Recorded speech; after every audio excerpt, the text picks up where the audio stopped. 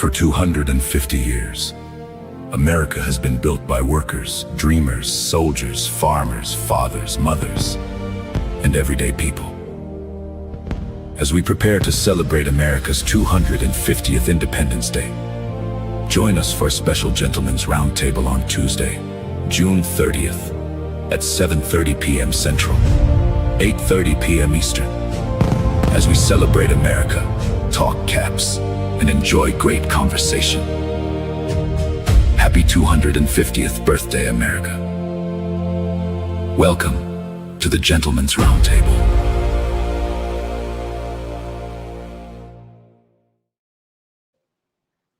Well, hello, everybody. Welcome back to the Gentlemen's Roundtable. Tonight, we have a special episode. We have special guests joining us that are from different branches of the armed forces.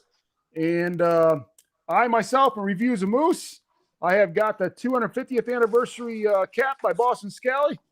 And what about you, Dubs? Yeah, Dubs Hat Hub. I'm wearing the Made in the USA Mulligan Gear Gang Boss. And I thought, what better way to celebrate 250 years with Made in America? So, Chad, first 508th Airborne on YouTube. I served with the 82nd Airborne, the first 508th, hence my channel name. I'm just wearing an old military booty cap with my jump wings on it. Anox on box. I am wearing the boosted brims America 250 Scally cap here. It's got the embroidery there, the eagle, and then the wings on the back of the American flag. So great cap, made in the USA by a small hat maker. Big up to Chris Gotti, boosted brims for this cap. I love it. looks good, man. Yeah, and our first special guest tonight, we got Harry. Harry, go ahead and introduce yourself and tell us a little bit about you. Greetings, everyone. My name's Harry. Most of my friends call me Shorty 2. Retired Army, Star First Class, Cavalry Scout, hence the cool lid I got going on. Retired 24 years, Sergeant First Class. I actually started out in the Air Force. I did 5 years there as a aerospace ground equipment mechanic. 9/11 happened. The Air Force wasn't really doing much, but the Army needed boots on the ground. I said, why not? So I crossed over and made some history. Thank you for your service, First Sergeant. Yes. Cool. Thank you. Thank you. Thank you. I did not know he crossed over. That's cool. That is pretty cool. Absolutely. That's, it's gonna be an amazing episode tonight for sure. I mean, we're gonna hear a lot of stories, but also we're gonna be asking some questions in the chat. But again, I am very respectful for our military, and please keep it that way throughout the whole night. And I understand there's certain things people don't like going on, but this is not that night to do any kind of comments on that at all. We're here to enjoy the show and enjoy these gentlemen's stories and the times they served to keep our country free. All right. So with that being said, Harry, we sent you a little thing there, and here's how the guidelines are going to go for people at home. Each one of our guests is going to share some of their favorite caps, the patriotic caps. As far as their branches of the military, some maybe share some stories. It's totally up to them and what they feel comfortable doing, and basically what the patriotism means to them and keeping this country free. So, go ahead, Harry. Let's go ahead and start getting right into it, sir. All right. First, of course, I got to show Little Foreman come out to party with me. Hell yeah, little woman in the house. So patriotic caps, definitely my cavalry scout cap. You got to do what's called spur ride to earn the right to wear them along with spurs. And so for me, that was, a big accolade going through.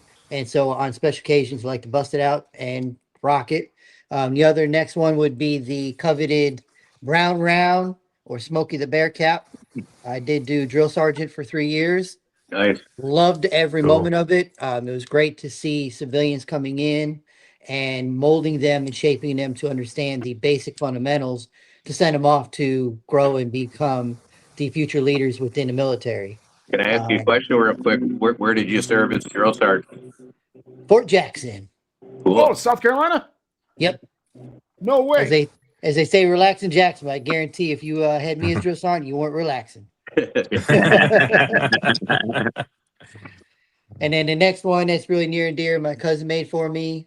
Big Bills fan, so she did it in the old desert camo. Nice. And Nice. then when it comes to Scully's, I went ahead and got the grunt.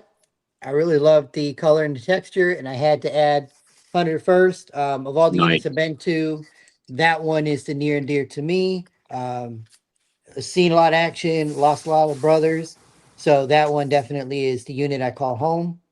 And then the only other two ones I have that would be patriotic or military themed is, of course, my newest one here from Mulligan Hats, and that is the Mukros. I love it because it's got the red and blue Nice. pattern, but it's Yeah, not that's nice. out in your face. It's real nice, Yeah. casual. You can wear it with light clothing, whatnot, and dress up as well. And then the next one I got is the Sikorsky, a little bit darker tones, a little heavier. So Texas heat, where I'm at right now, not the greatest one to wear. That's that Harris tweed, but again, I love the color pop in that. It's not that real bright red and blues that we see other caps coming out with. So I really enjoy that. Patriotism means to me. That one's a deep one. Again, serving 24 years, obviously I had to have some patriotism in me to do that. It's the ability to stand up and fight to protect the land that you live in and those that live in that land with you that you don't even know. You see them day by day, but you don't know them. You don't know what they're going through, but you're willing to stand up and protect them. That's what patriotism is to me, whether it be an enemy at the home. Currently, I'm a security officer at Memorial Herman Northeast, so I continue to serve in a security capacity, protecting those around me. Love every moment of it. Matter of fact, I just got off of work a couple minutes ago. So, like I said, I continue to live that patriotic way. And then military stories. I do got a really good one. It actually is kind of funny. I got blown up, but again, it is a funny story. We all see battle and combat. Like I said, I started out in the Air Force. 9/11 happened. I deployed immediately to Saudi Arabia. And then the next year after that, I went to Diego Garcia. But it really wasn't, it was like, I felt like I was in an air show. I supported the aircraft. They flew off, did their stuff, come home. I helped putting them back together. They weren't, no damage done to war or anything like that. The Army was needing some food to the grinder, if you will. So I raised my hand and went over, crossed over, no break in service, and started out as a tanker. So I got to deploy to Iraq as a tanker. That was interesting, unique. Did that, and then came home, said, you know what? I'm not done yet. I want a little bit more excitement. They got the Cav Scouts. They're a bunch of rowdy bunch, dirty, crazy mustaches and such. That's me. Let me go. Did that, and I got to go to Afghanistan twice with them. But the first time I went was definitely the biggest, baddest one. We lost a lot of guys. We lost our commander before we even got on ground. He went ahead of us. And then we got there, but it was, full flame on. We were going to get after whoever it is that got our dad, if you will. And in November, we lost about 5 of them. Very tragic at that point. But the one story that we'll share is we're out on a patrol and I'm in a vehicle that gets blown up. 120-pound, what's called homemade explosive. Thank God they don't know the ballistics of bombs too well over there, and they don't understand that they take the path of least resistance. So they had it under a bridge. So majority of 120 pounds went away from us instead of up under our carriage. So we suffered minor damage, pulled the vehicles over, did what we've been trained to do, got out, pulled security, looked for the secondary device. And our newly lieutenant, this is his first time by himself. He's like, hey, I need a group of guys. We're going to hit this clot over here, which is basically a neighborhood house. They got to know what happened in their neighborhood. We need to find out what's going on. So I'm like, all right. I grabbed the team and we go over, knock on the door, and he's just ranting and raving, rah, rah, rah, rah, rah, telling our linguist, you tell him, blah, blah, blah, blah. And I had to calm him down. I'm like, sir, calm down, calm down. And he's like, but my boys. I'm like, sir, I was in that vehicle. We're fine. you are growling at them right now. That's what's coming off. And half the words you said do not even translate in their native tongue. So you're not really saying anything. They're going to shut down. They're not going to give us any intel. It's a waste. He calmed down. Afterwards, we talked about it. And he asked me, he's like, well, how can you be so calm? And I was like, well, sir, you have to be, especially you. You're our lieutenant. You're our leader. If you lose it, what do you think the guys below are going to do? They're going to break down. They're going to be afraid because they're like, wow, if our boss is scared, we're in a world of hurt. And it changed him. You know, we came, you know, real good friends. We still talk long after being out of the military. We reminisced that day. It was his point to grow and become that combat leader from a junior leader experience. So that one is the story I share all the time. Before I retired, I got to teach ROTC at Sam Houston, and that story I used for the future leaders on, yeah, we can easily train you to go towards the fight, just at the third, but like a famous quote from Mike Tyson, everybody's got a plan till you punch it in the face. Yeah. Bullets come your way, different story. You could be the biggest Yeah. badass around. You're the one behind the rock crying. You know, so I was not that one behind the rock crying, and I would elevate those around me to continue because it was like we still have a job to do. And thankfully, the group that I was with, made it home safe. No one got hurt, but unfortunately, you know, casualty war, you're going to have losses. So there's stories on that. I just don't feel comfortable sharing. But Right. yeah, it's been a wild ride. Would not give up on any moment. I would do it all over again. And like I said, you know, I'm really honored to be on the show to share what 250 really means to me and what I've done in America leading up to this magic point happening on the 4th. Thanks a lot, man. Thanks for coming on. Yes. Thanks for And, your service. Appreciate One you. vet to another. And Yeah. you ride with the vets motorcycles, right? Because he actually sent me some pretty cool stuff, some patches and stuff. Can you talk a little bit about that? Yes. So when I got out and whatnot, you know, my dad got me into riding motorcycles, Shorty, hence the Shorty 2. I'm Shorty also. And so one of the motorcycle groups out there is the Combat Vets Motorcycle Association. They're not an MC, just an association, but it's a group of combat veterans. And if you served but didn't do combat, you could be a support member. And we just get together, hang around, swap those stories, elevate each other when we have our dark times, because those that serve know there's those periods that you just go dark and you need a brother or sister to pull you up out of that hole. And that's what we do for each other. And then our main drive is we are vets helping vets.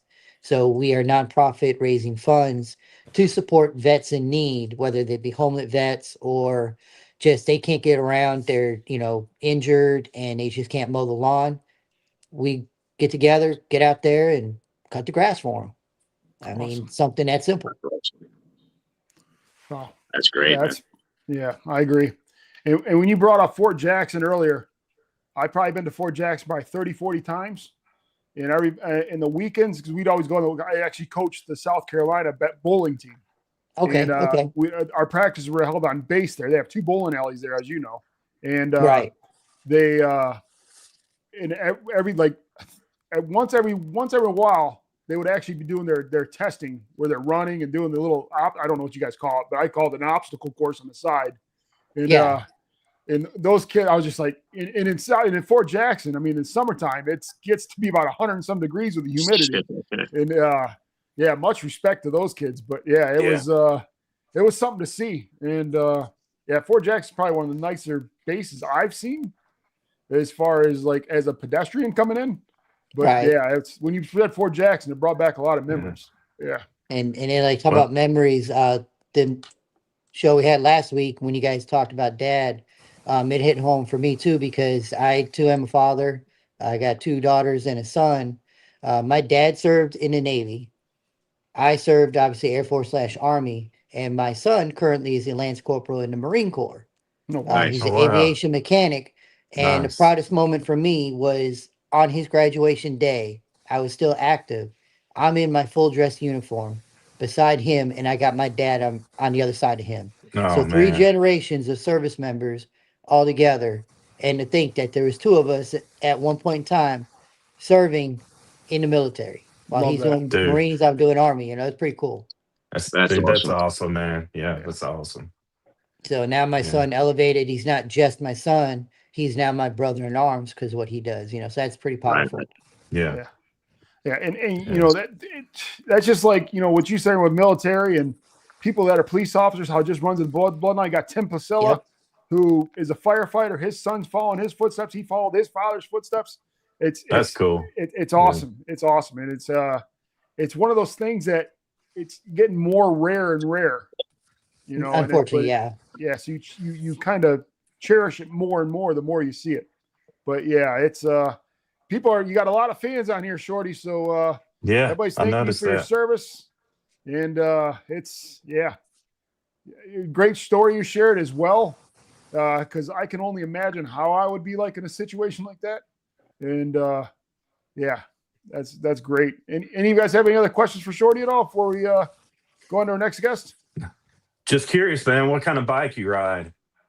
Right now, I got a 25 Heritage Classic. Cool. And you got another bike too. You're working on, right? Here. This is what it's all about. Mary says, "Thank you for my freedom." Yeah, exactly. Nice, sir. Yes, ma'am. Right. Yeah. Chad, you got anything for him? Any other thing you got to say to Shorty here? Yeah. What's your favorite pastime now that you're out? Well, obviously riding, and then I like tinkering, doing woodwork projects, things like that. Cool. Did you create little foreman, or you bought them? But I'm working on figuring out how to whittle one that's gonna have like a cigar in his mouth because I do cigars from time to time too. That's so cool when you put them in the pouch on the motorcycle. Right. That's awesome, bro. It was a thing my wife got me. To them here. But it was a thing my wife got me, and as a joke, I started bringing them with me, and kind of like the Travelocity gnome, it just stuck. And so working on making his own page and things, but yeah, it's pretty cool. Yeah, that's great, man. Yeah, we'll take that. Kind of looks like the dome version of the Blues Brothers. Yeah. He's on a mission. Harry's one of my biggest supporters too. One of my biggest supporters. He's got so many Anarch shirts and everything. I appreciate you, bro. Thank you. He's the best. One other question for you. What's your favorite hatter? If you have one. Like I said, I mean, I'm wide variety. The Sikorsky's are really nice. I've really gotten into a lot of the. I got a whole wall of Boston Scully. I mean, I think we've all pretty much cut a peak there. And I branched off to the peaky hats. I really love the style of those. So that collection's starting to grow. Do you like the solo style or the 8 panels? I actually depends upon the color. I like them both. Yeah. So if I'm feeling the 8 panel, I rock that. And of course, you got to have the tilt, and then the solos. They're really nice, clean look. I like rocking them. I like them. They kind of got that high and tight look, Yeah, true. Absolutely. Yeah. Yeah, he rocks the Newsboys with the tilt like I do. I like doing that with the fedoras. Yeah. Oh, yeah. For sure, yeah. I'm a big fan of the peaky hats too, man. So yeah, I really like their solo style caps. I agree. Yeah. I'm a huge fan of their solos for sure. And of course, after the Mulligan episode, I was like, being he's former military and whatnot, I had to get one to support him, and I got a few others on the lookout to get. Yeah. Before he gets taken out by something in the woods. We don't know how much longer we're going to be able to buy from them. Well, I mean, it's great. It's great when people don't know or never got it, and then from an episode of ours, they get introduced to it and they get motivated. Yeah, that is so cool, man. Yeah, that's cool. Well, Peaky Hat's watch now. They gave us a nice little pound. What's going on, Peaky Hat? Ryan or Ryan 2.0, whoever that is. What's up? Yeah. What's up, Ryan? One of the Ryans. All right, again, Shorty too. Thank you for joining us. Thank you for your service, and thank you for supporting GRT as well. Thanks a lot, man. Thank you. Appreciate you, man. Thank you, sir. All right, so our next guest is already in the lobby here. So, but yeah, a great story. I'm glad that he felt comfortable sharing stories like that. It's like I said, we're not trying to push it on anybody or anything like that, but our next guest, Kevin Keating, he's waiting in the lobby. We're going to go ahead and bring him on now and Everybody give a warm welcome to Kevin here. Keats, we're going to teach by Keats. How you doing today, Kevin? Doing What's very going on, well. Keith? How What's is up, everybody? Kevin? What's How is going Keep on? rocking everybody? the off some box. House of Pain. There we go. He's repping. Loving that handlebar No. mustache. Cool. Oh, thank you, Yeah. thank you. Well, my military background is in 1980. I joined the Delaware National Guard, and my initial enlistment was in airport rescue firefighting. And I'd already been a volunteer firefighter 2 years prior to that. I joined when I was in high school. And then I owe so much to what the military did for me. First of all, I got outstanding training. So I was in from 80 to 86 in the Air Guard. I got out, had a couple senior guys try to talk to me about if you're not happy here, go to another shop, go to another guard unit. And of course, when you're 24 years old, you know everything. You don't listen to anybody. So I got out and, I missed it a lot. And then I was starting to, I had just got hired at a place called DuPont. I had been a UPS driver. And I remember my dad asking me, he goes, "What do you think?" And I'm like, "Pop, man, there's no old guys here." And he was so cool about it. He said, "Well, what do you think that tells you?" And he left it at that, didn't try to, steer me away or anything like that. It was a good union job, but I was like, man, I can't see doing 35, 40 years, delivering parcels all the time. So I ended up going to this place called DuPont. If you're not familiar with DuPont, at one time they had 28,000 employees in the state of Delaware. They were huge. They actually started like over 200 years ago making gunpowder. And then they were used chemical company, and then they kind of got out of chemicals and got into like a lot less hazardous stuff, but they're still around. So I ended up working for them, starting in '84. And then in 1990, when Desert Storm kicked off, that kind of got me, fired up about going back in. So I got married in April of '90, and my father-in-law was a career infantry, and then was also down with the 3rd Infantry down at Arlington, Fort Myers. I spent some time there at the Honor Guard. Yeah, that he was in the honor. He wasn't at the cemetery. He was at the White House when they used to do the White House security before the Marine Corps they took do all it that over. stuff for everything around there. And then my wife's godfather, who is my father-in-law's brother-in-law, they were both career infantry, and they were both down at Washington together. So, we hit it off right away. Great guy. How many people get to say that your dad's really a good guy and your father-in-law's a really good guy? So I like, it was like, double coin there. I went back and I wanted to go back in the fire department in the Air Guard, and they, there was a waiting list. So they said, "Hey, we got this thing called aerial transportation, where you'll become a rigger for doing parachutes and, not personal shoots, but cargo shoots." So I did that for a while. It was really cool. Got to really do some really cool things. And, but I was really waiting for my chance to go back to the fire department. And that opened up, I think it was 99 or 2000. Might have been, 99 or 2000. Went back with those guys. And at the time, when you were in the Guard or Reserve, it truly was, 1 weekend a month, 2 weeks a year. When September 11th happened, by the 12th, that went out the door. So in March of 2002, I had to go back to Goodfellow Air Force Base to recertify and rescue. So that was 3-week rescue class. So went down there, got my recertification done, came back, and everybody's volunteering to go everywhere. And it was crazy because we would have like the requests would come in like 8 o'clock in the morning. If you didn't have somebody that had your information ready to put you down, the spots were filled up. So in the meantime, Operation Noble Eagle had kicked off on the 12th of September, and that was for Homeland Security. And they had a big thing down in D.C. So I put my name in under that for what's known as Individual Mobilization Augmentee. So I got picked up for that. So I went down to Andrews Air Force Base. I was assigned, but I did all my actual work at the 175th Fighter Wing. They had just come, their A-10s had just come back from Afghanistan, and they were doing combat air patrol over the capital.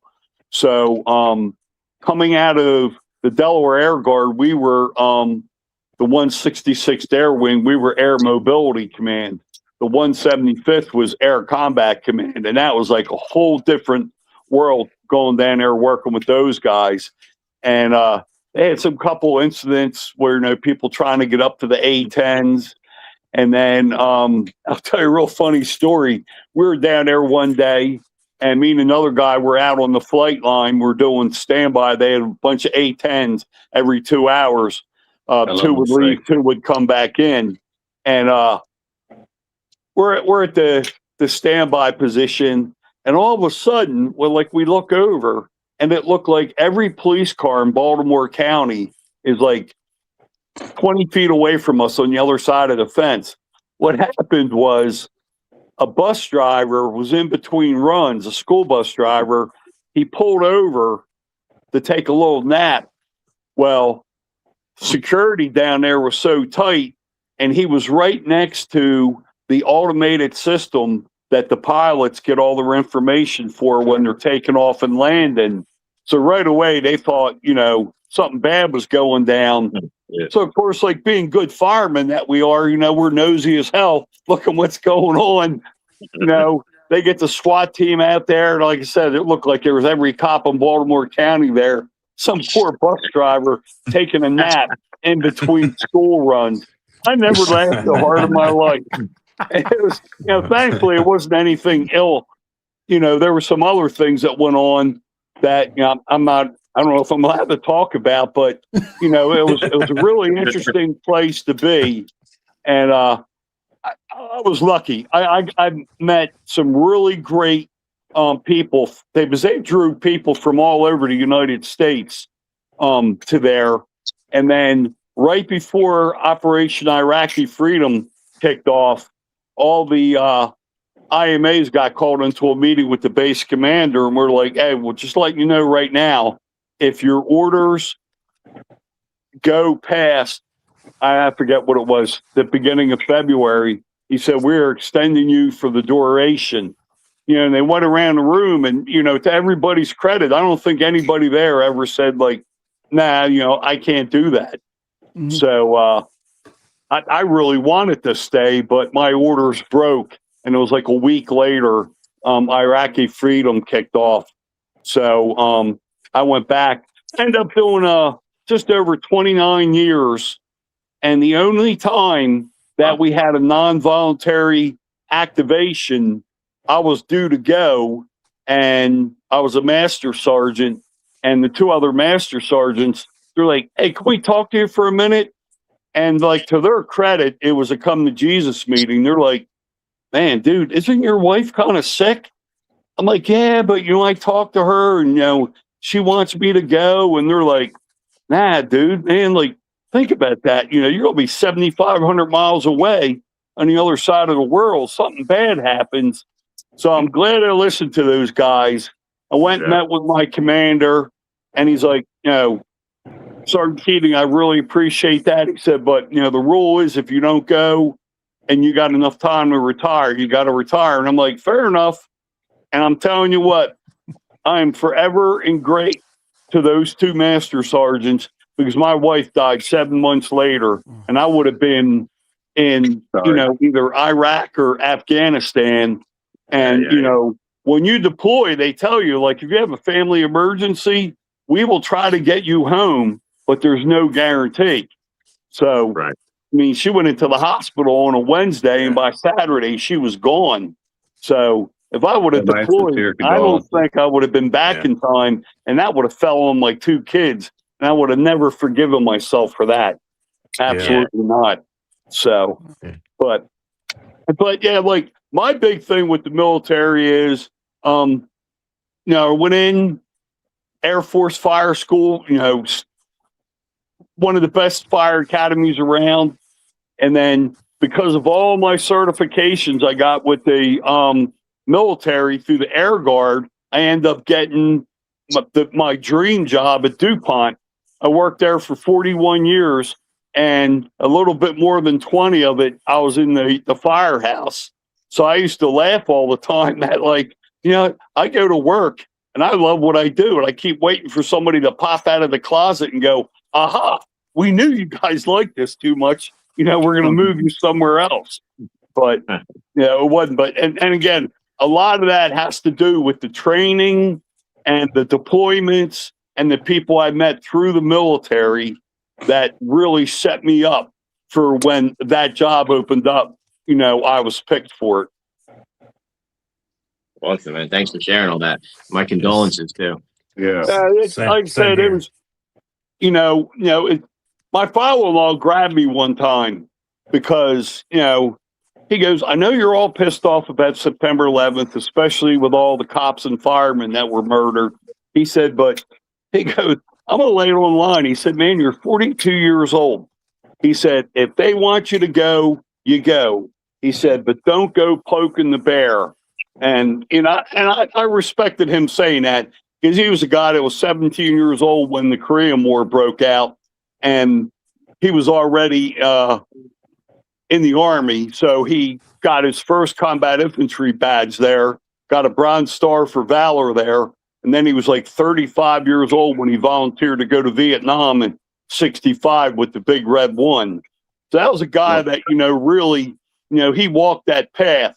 So when he said that to me, I'm like, you know what? He knows better than I do. So I was glad I listened to him. So I was able to get one deployment for Noble Eagle. I really wanted to go to Afghanistan because that was directly related to September 11th.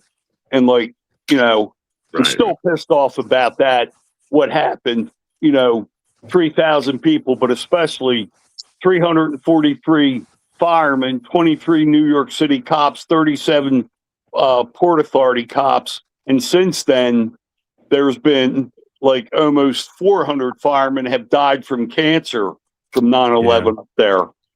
So, sorry, I'm getting a little off topic. You're fine. Here. Talk about whatever you want. Yeah, absolutely. Yeah, man, that happened right in my backyard. I'll never forget coming home and turning down Metropolitan Avenue and not seeing the Twin Towers there. You know, that was just it's just crazy to think about, you know. Yeah, and it's, you know, especially, you know, it's the 250th anniversary, and now we got the 25th coming up for September 11th. And I mean, for all of us, military, civilian, or whoever, that were old enough to remember that, we have a responsibility to make sure that the younger ones coming up, that as part of that 250th, they remember what happened 25 years ago, because we lost a lot of people in Afghanistan and Iraq and other places because of September 11th. Yeah, and now you mentioned how there was like, so many people enlisting after that too. Yeah. Oh yeah. I mean, I'll always remember where I was at that day. It's like, Yeah. And the thing is like that devastation tragedy, it brought the country together. And I remember people having those flags on their cars. It was every car, every car. Oh my gosh. Yeah. You know, you wonder, you wish it was still like that, you know? Like, really. You really need that now, for sure. well, that's we like, do need that now. Yes. When I was down with the 175th, it was almost embarrassing because you'd be out like pumping gas, or, you know, you'd be getting coffee or something like that. People are coming up, they're shaking your arms off your body, you know, and I'm like, man, I'm not doing anything. I'm just making sure that the airplanes don't burn up. And they're like, man, we really appreciate everything you guys are doing. So it'd be nice if people kind of got that thank you back in them a little bit, you know? Yeah, I agree. And Keats, did you? Thank you for sharing your stories. First of all, those are you're pretty welcome. deep. Definitely. And again, a family bloodline Yes, sir. type thing. But what I mean, what is about your favorite like patriotic themed caps? What are some of those you got? Well, this one, if you see the one I got from Ammo and Quilts, the John Hancock. Is that the one with the Declaration of Independence on the panel? Yeah. Nice. And I like that one. When I contact him, he's like, "You're going to have to get in line," and I'm like, "Man, I'm never going to," And then I don't know, it was like a month later, I get this like email, "Are you still interested?" And I'm like, "Who do I send the money to?" Yeah. So this is by far my favorite patriotic cap. Now for military theme, I got one of the Boston Scallies, the grunt caps, and I really did that because my paternal grandfather left Ireland in 1916 and enlisted in the Army. Almost like we laughed at, like he got off of one boat and got on another boat and kind of went back. And he fought with, which is now the 2nd Infantry Division in World War I. I'm pretty sure they were the 23rd Infantry Regiment because his doughboy patch has the Indian Head Star, which is now the 2nd Infantry Division. So him and a bunch of his brothers and cousins, it's like 11 of them all came over here together, and they all enlisted in the Army. And they basically, went to training and then got on a boat and then went back. And then he fought in the Meuse-Argonne offensive in World War I. And he was like 27, 28 years old. So he was one of the older guys. Then my dad served in the Army as well. He served in the Pacific. He was in the combat engineers. And he used to tell us, I was just a company clerk and stuff like that. Well, then like later on, like I started doing some research and I was like, yeah, those guys, those Pacific guys, everybody, was a shooter. So, and then most of my uncles that were old enough, they were all either Army or Army Air Corps. And then my mom's one brother was in the 90th Heavy Bombardment Group and was killed on June 6, 1945. And he had been over there for 3 years, and they were actually being rotated home. And him and 3 other guys were given the opportunity to leave a day early. So the bomber that they were leaving the Luzon and Philippine Islands took off, and they never knew what happened to it. So that always put a big thing on me. That's why I kind of went Air Force, because I always had this thing about military aircraft. And then with him being in that bomber group, and then, like I said, my father-in-law was career military. And I'm the only one in my family that's military. I'm the only firefighter, and which is funny because most firefighters, it's a family thing. I did have 2 cousins in North Jersey that were volunteer firefighters, but like nobody in my immediate family was in the military or in the fire service. So I was kind of like the oddball. Right. Cool. So, and then my military themed probably favorite cap is my Harley Davidson camo cap, because of I got sick last year and I got nerve damage in my leg, so I had to sell That's my the Starkowski one. What's that? I think it's a Harley Davidson. Is that the Harley Starkowski? I'm not sure what it is. I'd have to look at it. Because I know I think Harley Starkowski makes sells that. a wax cotton camo one with a brown leather bill that I've been looking at. Yeah, I'm a Harley one, so Harley has their own brand of Scally Yeah. caps. I got a couple Harley flat caps. The Starkowski one's called the Harley too. I thought maybe that was the one you were talking it's about. called the Harley, but this is the Harley brand one, which you can't find the Harley brand camo one anymore. Like those have limited runs on them. Yeah, like, I like some of those Harley caps, man. I want to get one of those Starkowski ones in the future. Yeah, I had to sell my bike in November or December because of my legs. I can't ride anymore. And my bike's name was Lulu Bell, and man, that killed me to get rid of her. Holy cow. That's a nice bike. I've seen that bike. Yeah. Yeah, it's just, it was weird because a really good friend of mine from the military, his mom ordered that bike brand new from Harley. Then unfortunately, she got breast cancer and she passed away. So he came to me, he goes, man, I know you always liked my mom's bike. He said, I'm going to sell it. And at the time, like, I think my daughter was like a freshman in college or something. And my son was like right behind her. And I'm like, man, dude, I really can't afford it right now. So a good friend of mine from the firehouse bought it. And then a few years later, he decided, he had a Road King and the Heritage, and he decided he was just going to stick with the Road King. So I ended up getting the bike I always wanted, which was like kind of cool. Like the circle was completed by being able to get that bike. Right. Yeah. Me and Moose went to the Harley shop in Broken Arrow and made me want to buy a new bike, man. And Ant beat me to it. He got one, so I'm feeling left bike out. looks nice.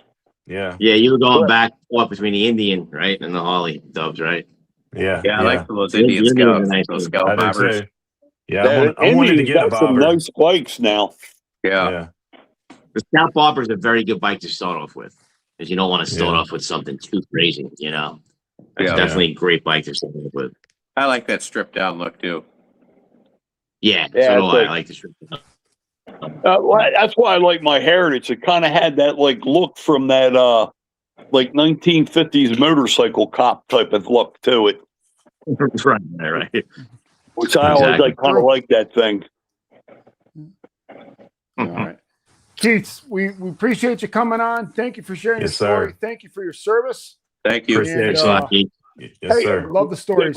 Real quick, I got a real funny quick story. All right. Joe, President Biden is from Delaware.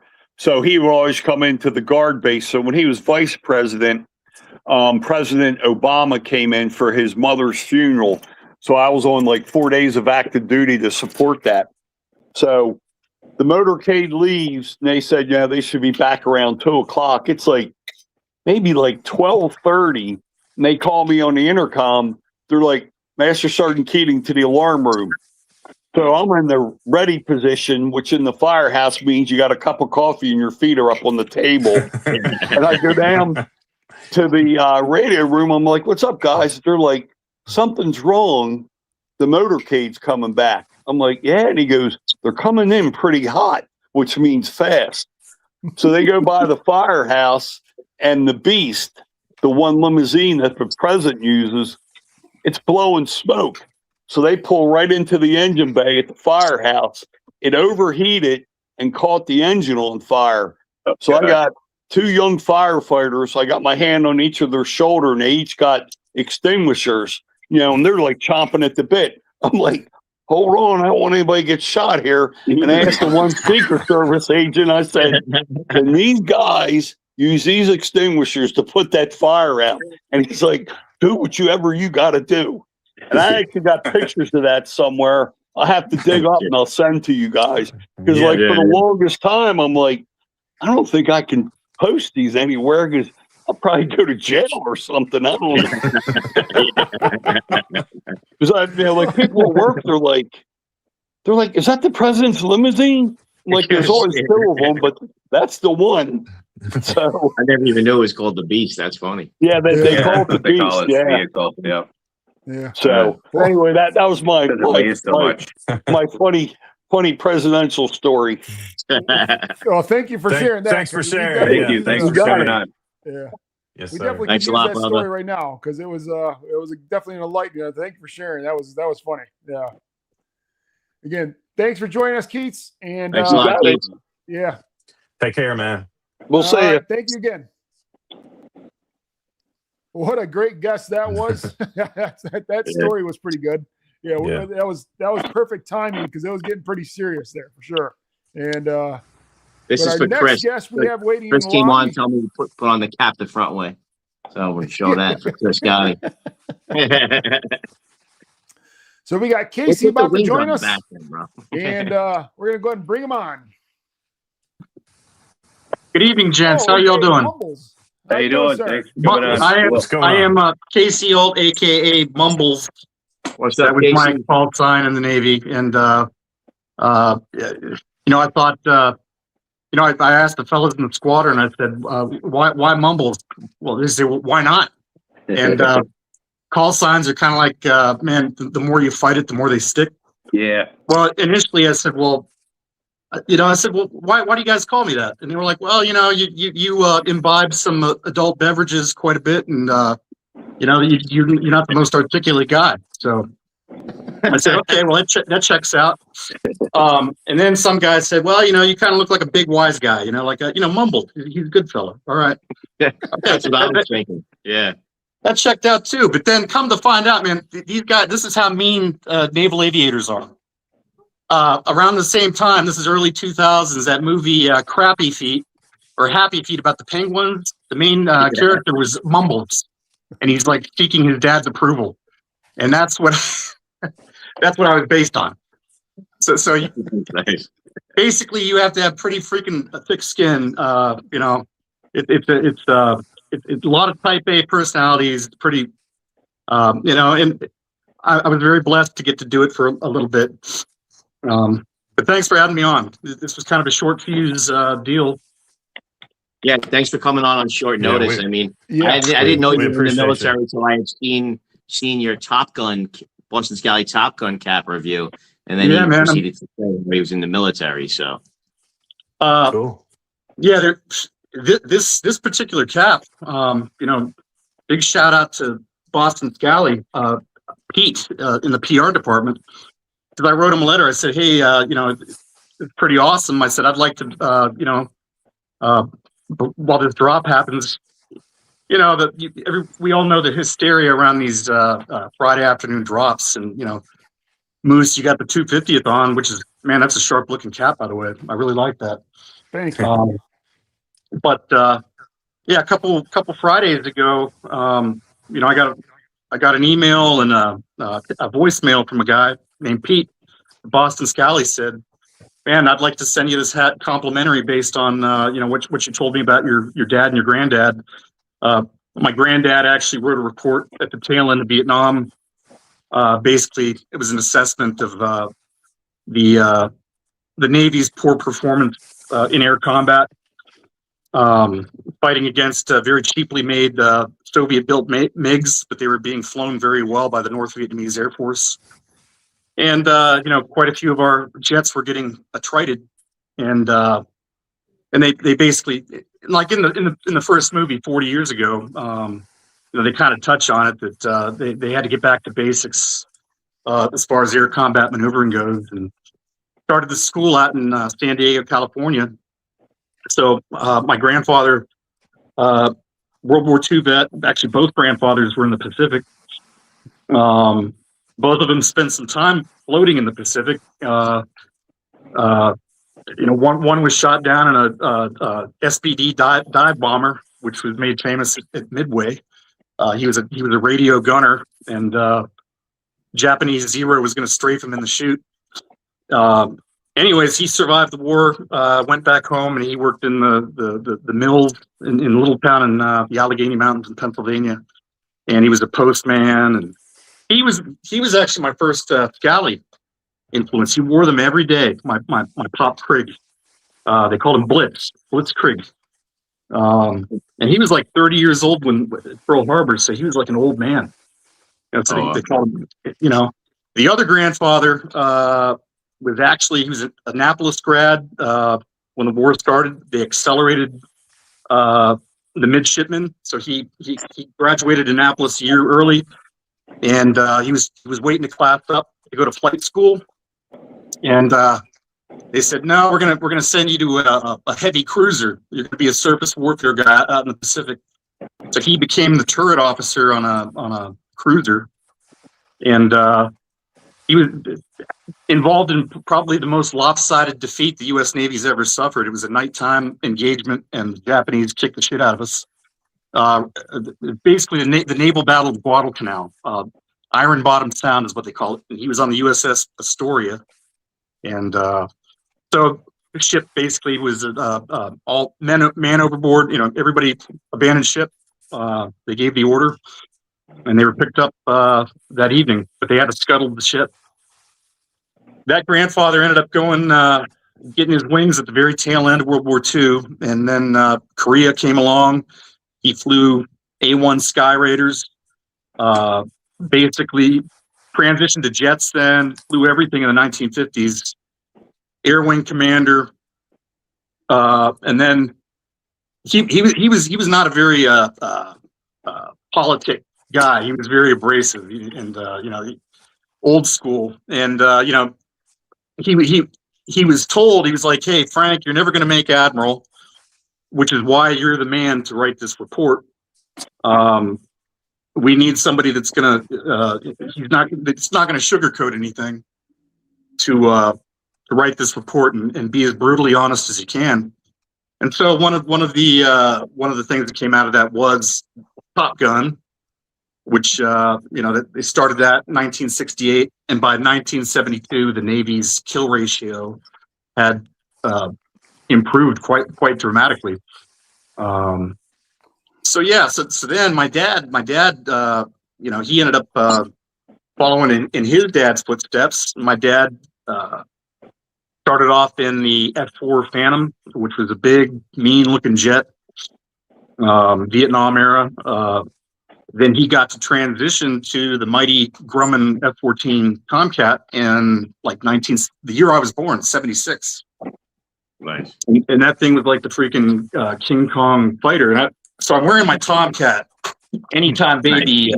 This is actually the one of the Boston Scally pins that come in the set. Oh, that comes with the Top Gun cap?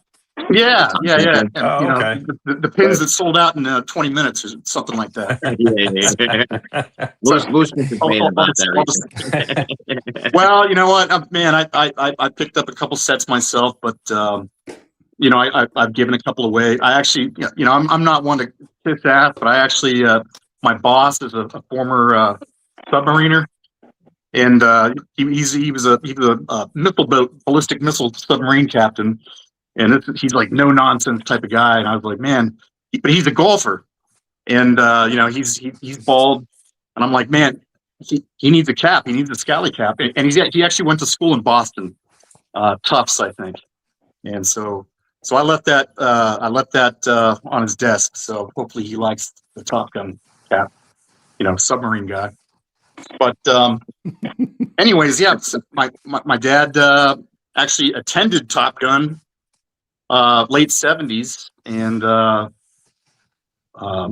yeah, my dad was he lived that type of life, and we moved around the country an awful lot. It's kind of tough growing up as a military. They call you a Navy brat. Mm-hmm. You know, you grow up. It was tough to adjust. Yeah, man, I don't know. I moved up from South Texas. My dad was a squadron commander in a jet training squadron down there, and we moved up to Northern Virginia the middle of my junior year in high school. And you talk about a culture shock. You know, going from South Texas to right outside of DC. Yeah. You know, but it kind of comes full circle, man. It's funny like that because.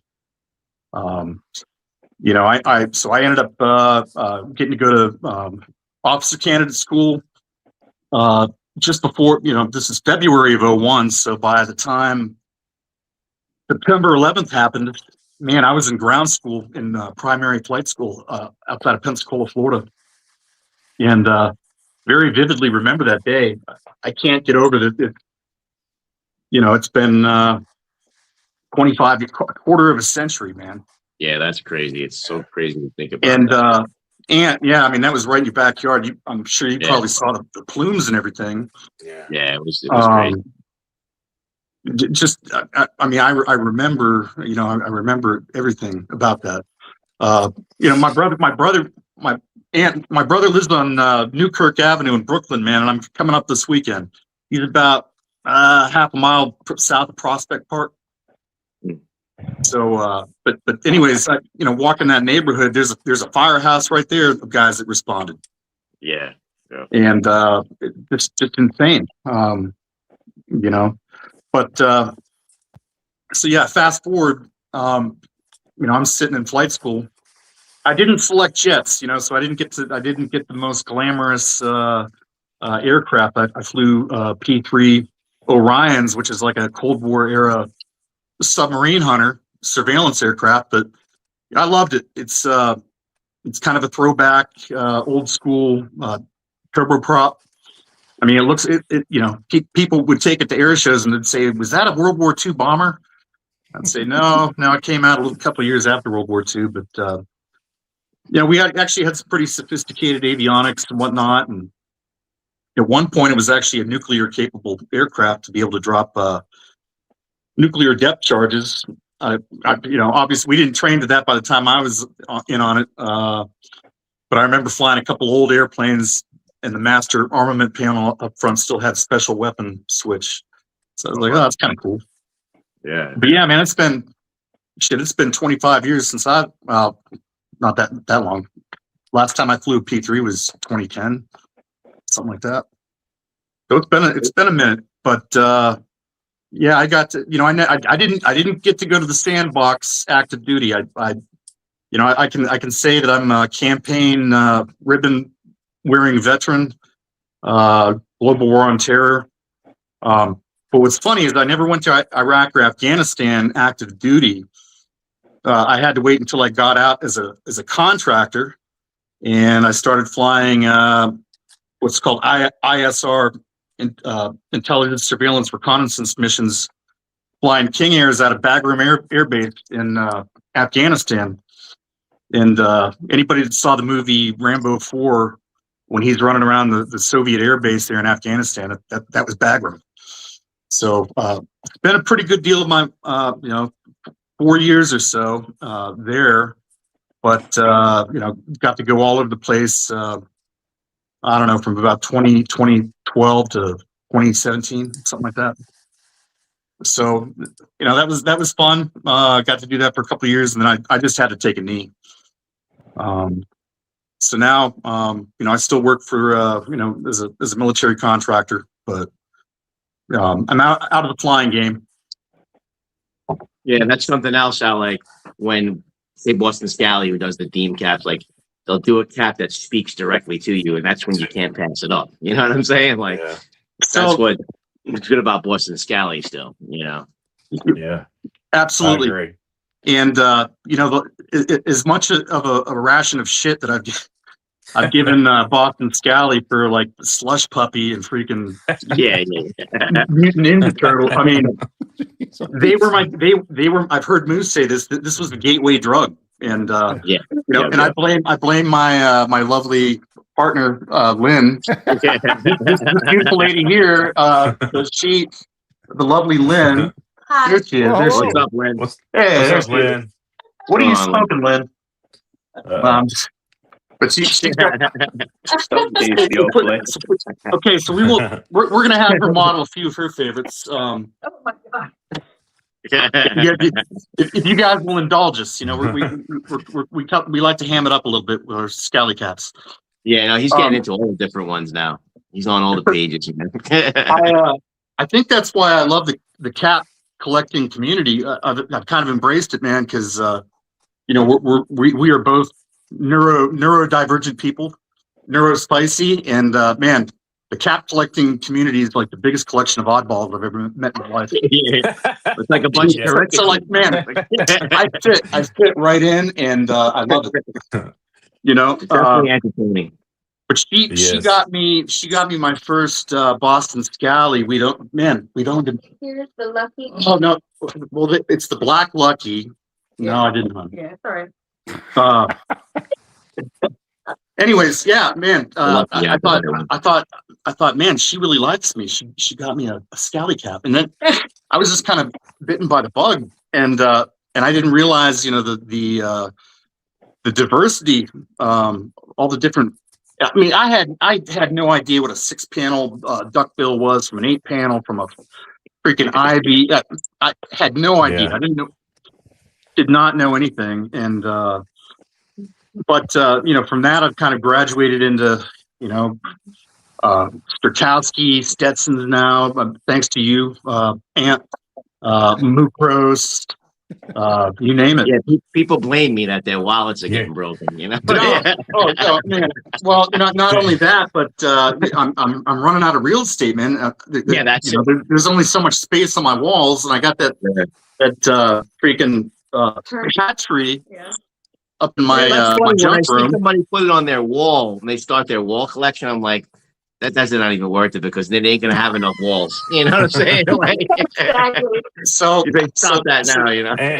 And you're starting a whole Stetson army, dude. You have a whole Stetson following. army. I'll tell you what, those Hatteras are gorgeous, and I've just gotten a couple in the last week or so. But that Shelby, the denim Shelby from Strakowski dropped today, and that's like the heavyweight. I got the black denim Shelby from Strakowski. It's one of my favorite hats.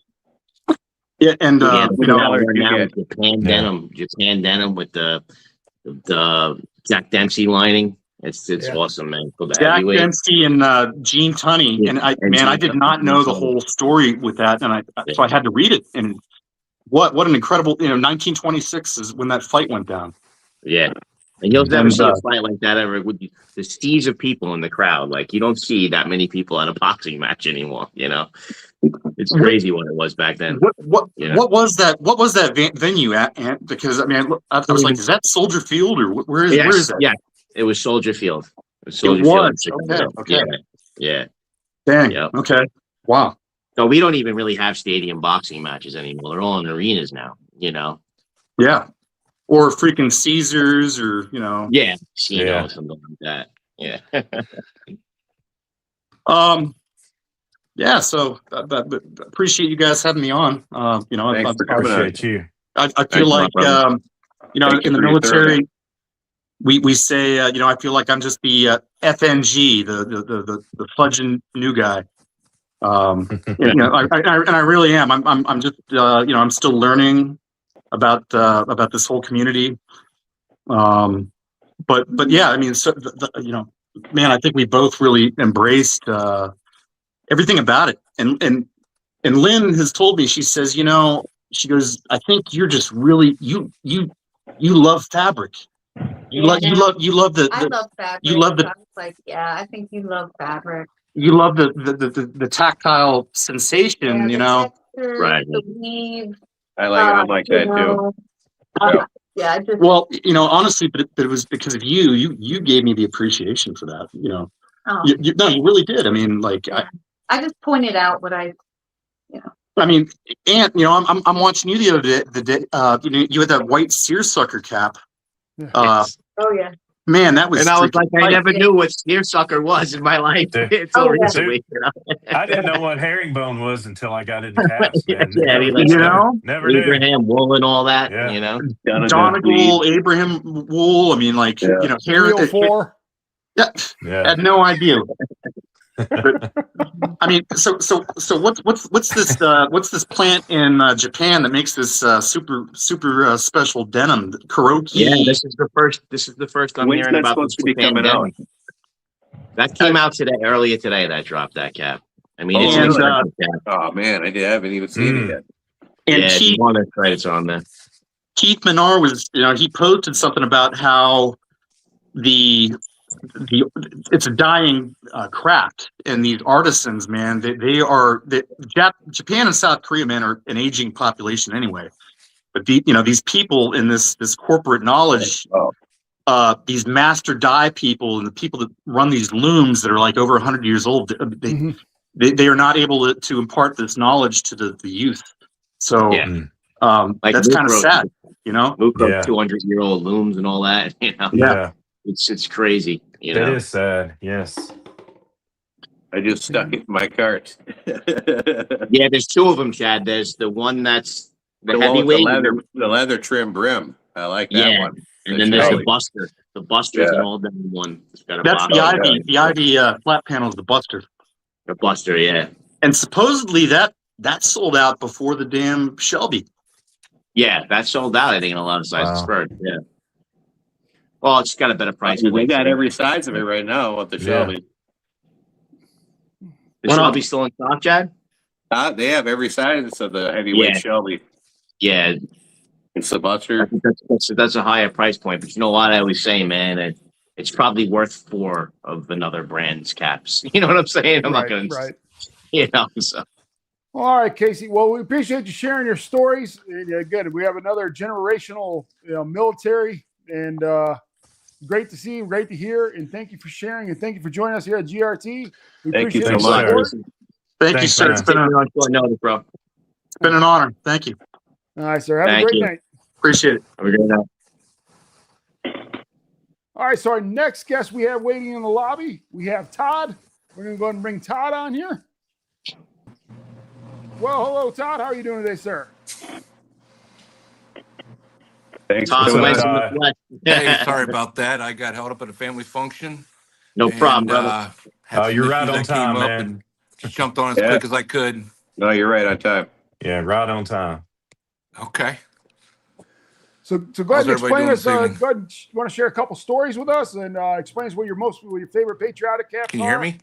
Yep. Yeah. Yes. Okay. Are you able to hear us? Yes. Okay, good deal. I think I can hear you all. Moose, Can you hear Todd. Moose? Can you hear me, Todd? No, I don't we can't think- hear him. Okay. I don't all think right. he can hear Dubs, you, go ahead and take it Moose. away for me, bud. Go ahead, Dubs. Take it away. You want to set him up, Dubs? Do I what still now? can't hear him. No, I still can't hear him. Take Moose's spot, Dubs. Can you hear me, Todd? Can you hear me? No worries. Can you hear me, Hold Todd? on. How about He's going He's in and frozen. out. He's frozen. He's going in and out on my audio. Oh shit. Can you hear Jack? Can you hear you? can you hear me? Yeah. Okay. All right, go ahead, Ted. I guess you aren't able to hear the other guys. Why don't you tell us a little about your service and what hats you like? Service, U.S. Navy, 10 years, February of 01 through March of 2011. Went in initially undesignated. Didn't know what I wanted to do. It's kind of the kiss of death, but fortunately my scores were high enough and I was able to select what I wanted to do. And struck corpsman. And after boot camp, made my choice to go corpsman. So I got to stay up at Great Mistakes for another round and go through corps school up there, just north of Chicago. And then from there, out to Pendleton for field med and TCCC, which is Tactical Combat Casualty Care. And then was with 15 MU there, which is Marine Expeditionary Unit. And they sent me over, got orders for to go over to Pensacola and do SAR. So I went through SAR training, kind of bounced between Pensacola and Jacksonville for that training, then up to Benning for the jump, and back down, and then back out to Pendleton with the Marines. 15 MU jumping out of the back CH-47, which is Both the my double parachute rotor. jumps are out of Chinooks also, because I was stationed Sorry? down in Panama. Okay. So yeah, just in the back of a frog, basically. As we Like a call flying them. cattle truck. Yeah. Yeah. So then kind of mid 03 to 04, I was in the box. Did 14 months and 4 days on a back-to-back rotation over there. And then came home, went to Panama in 05. Where were you there? That's pretty much all I can say about Panama. Oh, okay. I was stationed down there. I was part of Operation Just Cause. I was with Okay. First 508 down there. Gotcha. Okay. I was stationed at both Clayton and Fort Kobe. Okay. Panama, we were, what was the name of that small town? Where was the joint task force? We were on basically a plateau in the middle of the jungle that We had Fort Sherman. No, we were out in the jungle. Okay. I say we were out in it. And it was a JTF out there. And so after that, came back, and 06, I got picked up with the Fleet Hospital Great Lakes unit as an IA over to Landstuhl, Germany. Got to spend 13 months there on the west end of Kaiserslautern into Landstuhl. So I lived on the west end there in Vogelway, and worked at the hospital overseeing the wounded coming from downrange. Took 2 flights downrange while I was there. Spent some time down in Kabul, and then also where was the other airstrip there flying out of? Just jumped out of my head. I apologize, but anyways, we flew into went to the 2 different hospitals trying to get some things coordinated, and just spent some time there. It wasn't for very long. It was like 4 to 6 days each time. And then after I came back, I went in the reserves for a couple of years and was with a unit here on the East Coast. We were based out of Williamsburg, and another MEU. And it wasn't when we were going to get, if we were going to get called, but it was more of a when. We were on a 48-hour notice, and my 10 years came up, and I looked at my wife and we had a discussion. I'm like, listen, I said, if I go any longer, I'm staying for the full 20. Right. And she's like, you've done enough. Because, it's kind of one of those, been there, done that. In that rotation in the box, it was 7 months in the 47 and then 7 months on the ground. So sorry, dog in the background. But then came back and I got out in 2011 after 10 years. So that's pretty much sums that up. Kind of been there, done that. Got some things to show for it, but that's about it. Can he hear you, Doug? Favorite caps? I've got 4 actually. Obviously, I'm wearing the ammo and quilt. Yeah, I like that one. That's a handsome cap. Yeah, it's a nice cap. I might have been a little too picky with Fritz on this, but God bless him. I kind of had something in mind when he sent me the first one, and it wasn't quite what I was thinking, and so we just kind of talked about it and kind of gave him a little bit of things that I would like to see in the cap, and he came back with, I mean, it's a knockout. It's and Don't tread on me. I don't know if you can That's see nice. it very well, but Don't tread on me. Panel's nice. I mean, it is a beautiful John Hancock. I like that. Yeah. Yeah, each one of those is a unique piece. He really knocked out of the park with this one.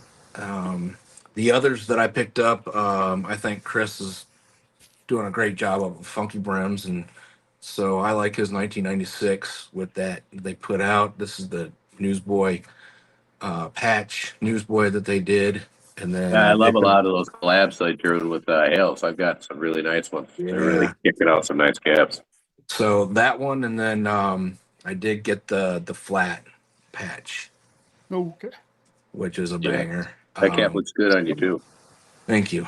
I don't wear a lot of flat caps. I've kind of drifted more into the Newsboys. Heard y'all talking about the Cirque drop that happened today. And by the way, the busters have all been restocked. Last I checked. So all sizes are available. Nice. And then the last one was kind of a gift. I don't know if you call it a little shout out to a buddy of mine, Rod. You all know him. Mm-hmm. Having his grandson Monty and ringing the bell this past week, which was awesome. That's awesome. And very much, yes. Yeah. Pretty strong, baby. He had I had done done some things, and he felt that he needed to gift me, and he kind of paid it forward to me with his Top Gun out of BSC. So Cool. it kind of reminds me of the workshop that they do Yeah. with the different panels on it, but it is kind of unique in its own way. Yeah. So those are my four better or worse top caps for my 4th of July and the 250. And it's gonna be interesting this year to see how things go. I hope they go off without a hitch, but I just hope they do. Yeah. Understand that. Yeah. I don't know if you can hear me or not, guys, but if you guys want to I go ahead and ask can't me a hear couple anybody. questions. You can hear me, can't you? Yes. Okay. Can you hear me now? All right, Bruce, tell me what you want, and Yeah, I'll he relay can it hear to me. them. Any other questions? No, That's I fine. don't know. Can they hear me? Give me a thumbs up. If you can Yes, hear me. they can hear you. Yeah. Yeah. Sorry about the dog. I've got a big boy. You can hear him. Somebody must be out front. He's a Cane Corso, and he's about 3 years old and about 145 pounds. So sorry about that, y'all. No, you're good. You're good. That's all right. I'm a dog lover. I That's don't mind. life in the house. You can kind of see his pen. My office kind of shares spot with his pen. So here, I'm gonna. I'm a retired animal warden, so I love animals, all animals. What kind of dog is it? What kind of dog is it you have? Well, I've got the big one is Cane Corso. Okay. He was asleep back here on his bed. We've got he's got in his pen an old twin mattress. It's not actually that old, but it's a twin mattress that we put a cover and a blanket on, and that's his bed. I mean, he takes every bit of it up. And then we've got two little rescues. One's a rat terrier. She's about 11 years old. She's kind of the queen of the house. All of maybe 15, 20 pounds. And then her muscle is our border collie, Bella, and she's 6. She's all about 35 pounds. So, Nice. so yeah, she's kind of the alarm in the house. Finn was just kind of happened to be up by the front door, but usually Bella's the alarm and Finn's the FAFO. My German Shepherd, you can only see his feet, but he's laying by the front door. And Yeah. I think dog is made here. But Finn's paws are every bit as big as my hand, if not bigger. And if you know anything about the Corso, he could literally snap my arm in half if he wanted to without thinking about it. Big dog related to the Neapolitan Mastiff. Mm-hmm. So, but Chad, if you want to go ahead and ask if you guys anyone else want to say, but thank you for having kind of joining me in a us. nutshell. I'm married for 28 years. I have 2 Congrats. kids. My son, Congrats. Thank you. He's 21, and his girlfriend just celebrated her 25th birthday today. Nice. So that's kind of where we are. And my daughter's 19, soon to be 20. And what state are you located in? We're just north of Atlanta, Georgia. Okay. Up and coming. Okay. Yeah. So there's a few around me. I've caught up with a few of the guys that I've met through the different pages and everything. Walker's here and coming. So D-Dub Walker. You guys probably see him on the pages. Good guy. Yeah, he's on the show. Yeah. And then just some of Lolly. His son performs all over the place down here. Sings and plays in the band and everything. And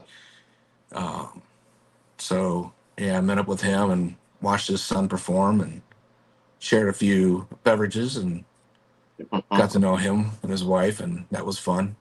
So That's cool. Yeah. Nice. The meetups are cool. The community and meetups. it's a nice, cool 93 degrees. Yeah, but my central air is out right now, so it's over 90 degrees at my house. I'm just dying. We have a new unit being put in tomorrow. God bless you. I know there's a big heat wave going through even the Midwest right now. Yeah. Yeah. And then, we've only got about 75% humidity. So it's hot and sticky on the outside. My wife thinks we keep our house like an ice box. So I I went like through that. basic training in That's AIT what down in Tony.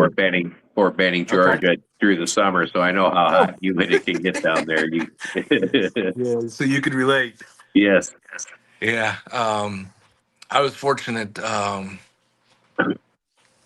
just uh, I went through boot and everything right. I think it was in the fall, summer to fall, because it went, from boot camp to core school sure. there at Great Lakes. So that was, late spring into the fall time. So it was a good, decent time to be up there. But and then out to Pendleton. That was perfect timing on that because I was pretty much out there for the winter. Yeah, I started basic training. It was May 21st, and then for infantry, the basic and the AIT, it's OSIP. It's all one unit training, and so you go through with the same class. And we graduated in August, and it was hot as hell. And then we had to go to airborne school, and it was hot as hell. And Oh yeah, Georgia's a Reminds hot me of the place, movie but Biloxi then Blues. I ended up getting stationed in Panama, which is even hotter. So yeah. Well, um, it was kind of funny when we flew over to go in the box. The and we had to stop over in Ireland to fuel, and we had to get off, and so we're just kind of hang out in the airport, and it's like 2 a.m. there because they fly in at night, and get back on the plane. It's nice and cool, and all of a sudden, it just started getting really warm inside the plane, and it's just like, did y'all turn the AC off or something? And they're like, yeah, we're supposed to. So that way, it's not as a huge shock to when we open up the door, because when you over land over there and you unload right onto the tarmac, yeah, and you step to that door, and it's like a blast furnace in your yep. face, and Yeah. it's, yeah, I mean, it was 134 degrees, I think, when we got in. It was, middle of the night. So yeah, it was a little warm. Um, so yeah. Chad, you want to go ahead and wrap this one up for me, bud? sure. I hope I answered all your questions. Yes, you've answered them all. We really appreciate you coming on, and thank you from all of us very much for your Yes. service. Thank you Yes. for Wow, yours as brother. well, and Yeah. everybody else that supports the military. You know, I wouldn't be Nice to here if see it we have wasn't so for my many veterans family. in the community. Yeah. All the veterans. I mean, and it's just not the veterans; their spouses, their families. Oh yeah, yeah. They're all a part of it. Um, and it's just it's kind of funny because I run into people that were in with me, but years ago, and we pick up when we see each other, like we haven't missed a beat. Right. So Yeah, and yeah. it's just right back into the same cutting up on each other, and you guys know it, you bust each other's balls more than anybody else does. Oh So yeah, yeah. if you got thin skin, you will not make it. It was funny. That was one of the things I had to get used to when I got out of the service and stuff. Was hanging out with some of my civilian friends. It took me a little while to ease back on them. Because they weren't used to you know what I mean. The stuff you say to your Oh, friends in the army. The yeah, I civilians are mean, kind of like, what the fuck? Well, That was yeah. kind of harsh. well, Chad, you've been So kind of being nice to over the at Launch Navy School, guys and the I Air was Force guys there today. elbow to elbow with a lot of Army folks. We had, the patients would fly in from downrange into Ramstein, and then they would get transported on basically the old school buses that had, like you see on MASH, Yeah. the patients coming in, Yeah, yeah, still yeah. doing them, still using them. School Wow, buses that are painted green with a white circle and a red cross in the middle of it. And I'm just like, wow, really? that's We straight out haven't of Mac. graduated beyond this yet? you know? And so, yeah, it was, that was interesting.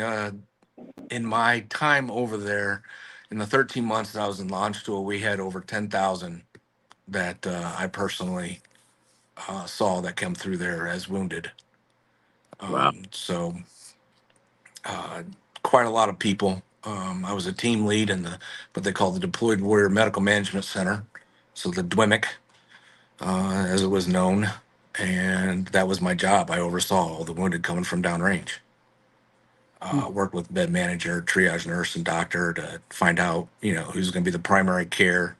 If it's ortho, if it's ICU, or whatever, and get them situated. Nice. So, We got somebody in the comments requested to see your Corso. oh, let me see if I can get him over here. Finn, come. They have one also. Come here. Come on, let's go. Let's see if I can get him to walk over to his. Come here. All right, he's not going to. So I'll have to go to him. See if y'all can see him. Pets and little kids are always the hardest thing to get on film. Hey, there he Can is. y'all see him? Yep, we can see him. Yeah. Oh, wow. Oh, we lose him? There he is. Nice. He looks like a gorilla. Boy. Yeah, okay, here he is. There we go. Beautiful. He's a dark black. He's called Black Brindle. Yeah, he's beautiful. So I always think they look like a gorilla when they have their ears cropped like that. he's a big boy. Yeah. A big baby, actually. Unless you don't know him. Yeah. But yeah, he's okay. I lost y'all, I think. Oh, I can hear you still. Can you hear me? Yep. I can't hear anybody. Hey, Can you hear me? Hello. hello. Hello. All right, we're gonna go ahead Can you hear me and now? Todd, can you hear us? You First of hear all, us? Todd, if you can't hear us, thank you for your service when you go Hey. to rewatch us. Yeah. But, Thank you. Thank you for everything. I hate that I missed what he said in the beginning, but I appreciate him coming on. Yeah. Thank you, sir. Yes.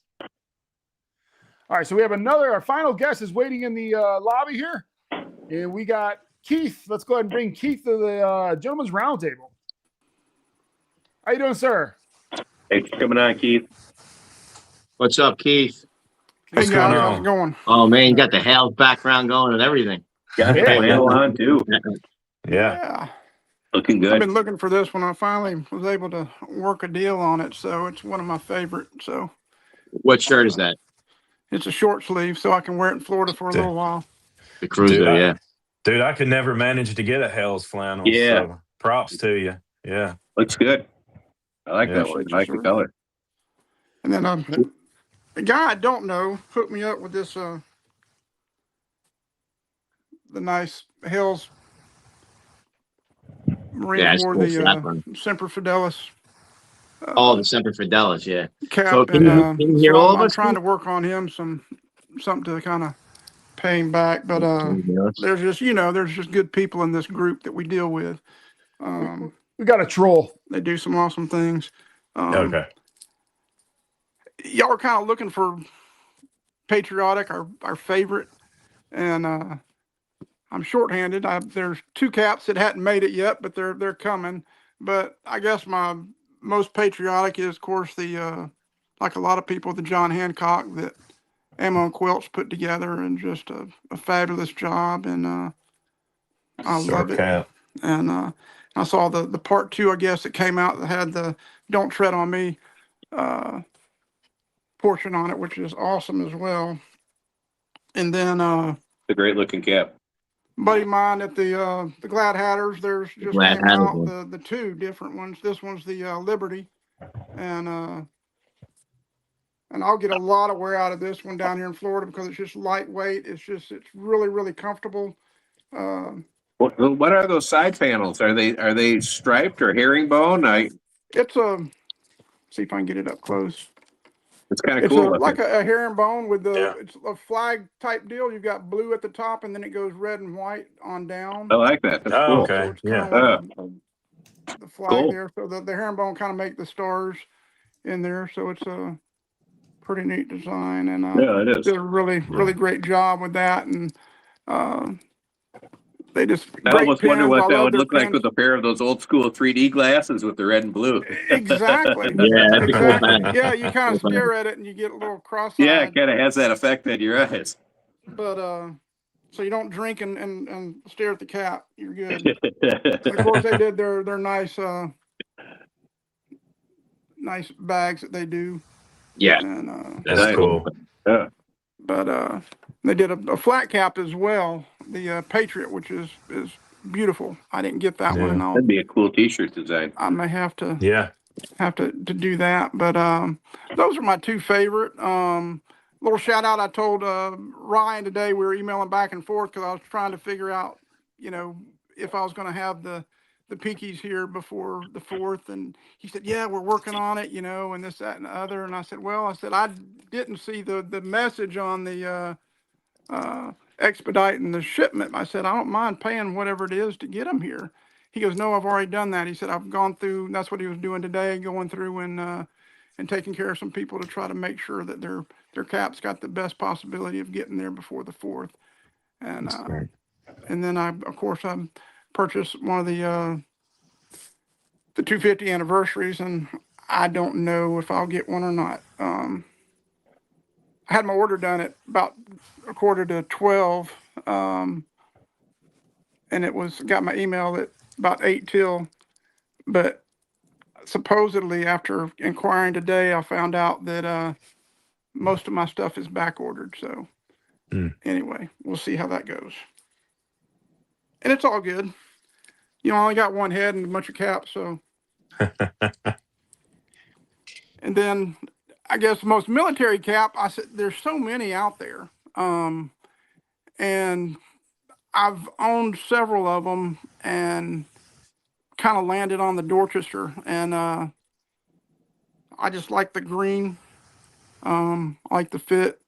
The grunt was just I guess it felt more Army than Marine Corps. Personally, it's kind of like the same thing with the some of the other ones that have come out. I guess when you lived in camouflage for several years, you just kind of get tired of it. Yeah.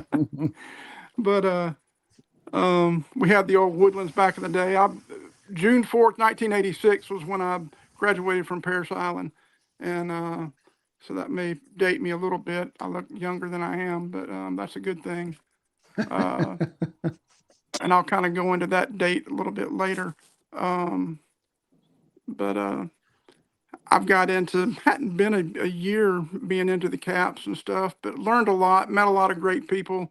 Met Ann Oxford right off the bat. And it was funny because I had ordered a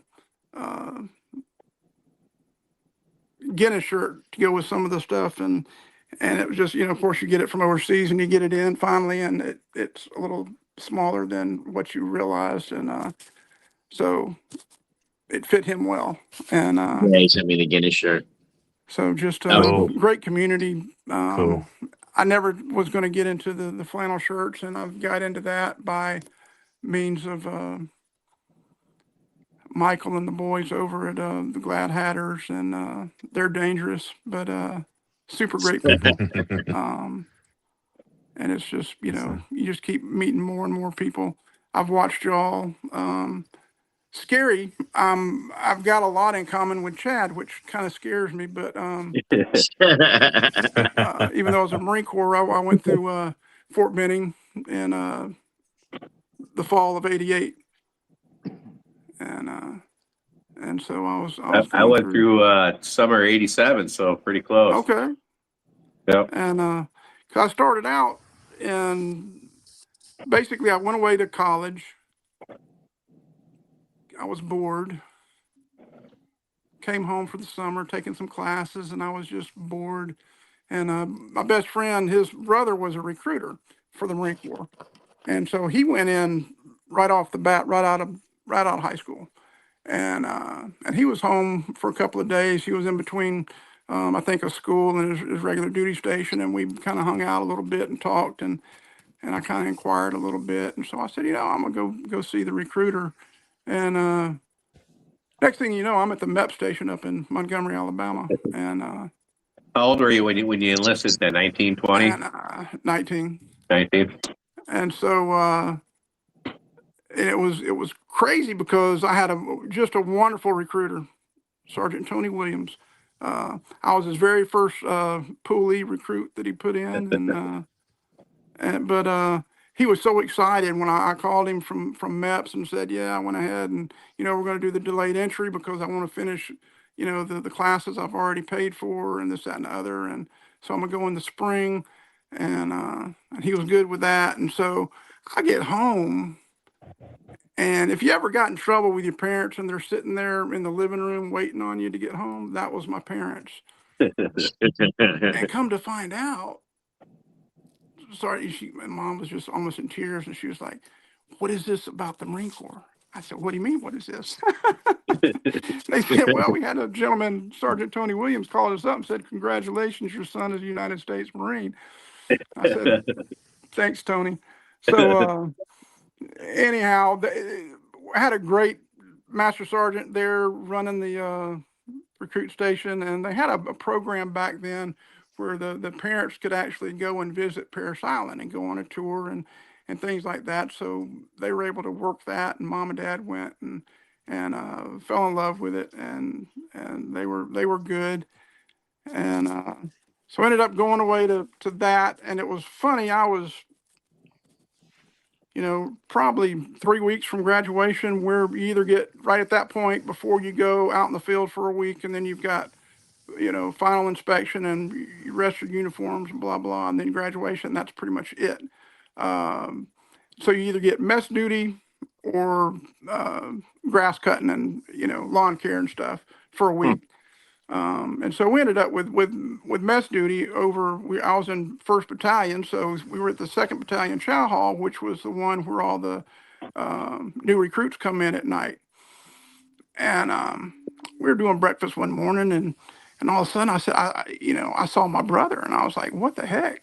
And so, I run around behind the counter, and of course, we would always get the good cereals like the Apple Jacks and stuff like that and hide them.